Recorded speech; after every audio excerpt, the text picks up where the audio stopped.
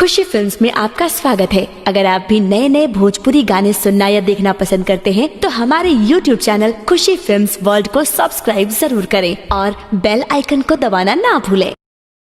बोला बोला पटन देवी मैया की जय।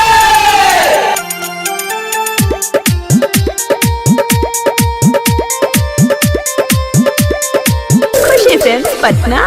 हरे भरोसे दुर्गा मैया मंदिर मयलियोगे, दुर्गा मैया मंदिर मयलियोगे। मैया के बेटा हवा के सुना ही पुकारा जिंदगिया तब सवारी जैते गे।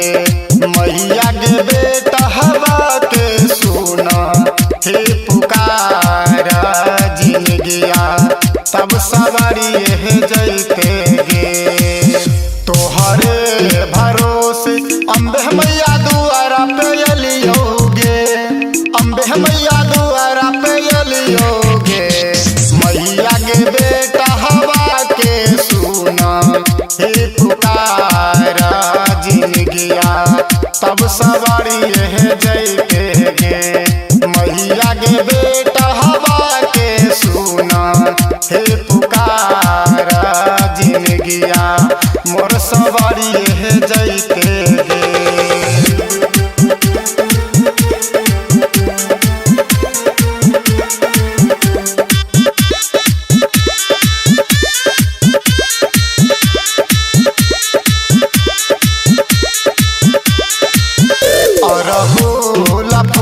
के देवी मैया माला बनलियोगे, देवी मैया माला बनलियोगे।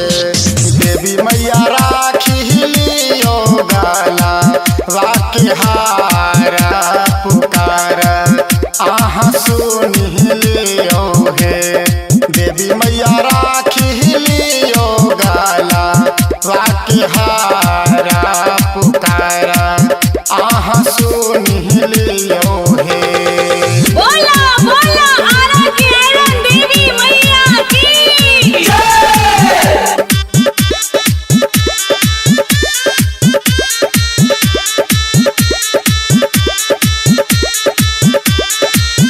लाल लाल चुनरी पटहवा दुकान से मंगौलियोगे, पटहवा दुकान से मंगौलियोगे। देवी मैया सहारा लागला बार बार पुकारा हमर सुनी लियो हे।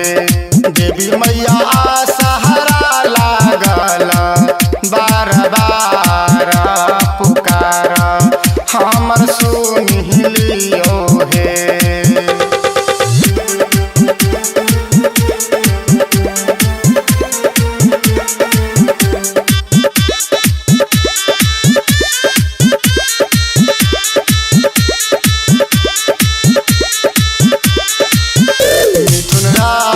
रोशन गुगा लगा गाना लोगे असरा तोरे पे लगा